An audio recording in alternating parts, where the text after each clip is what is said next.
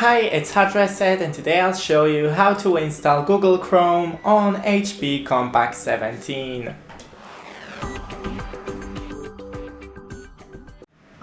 So first open the browser that you already have, so as you can see the Microsoft Edge, and type in Chrome download. Then open the first link. Let me just change the language and adjust the zoom. So can I change language in here? Yes. English. Now download Chrome. Wait for the setup and open the file.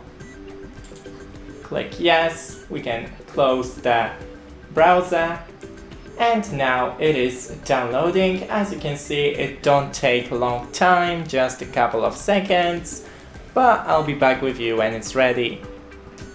And now after the download, it automatically opens up. Thanks for watching, don't forget to leave a like and see you in the next one.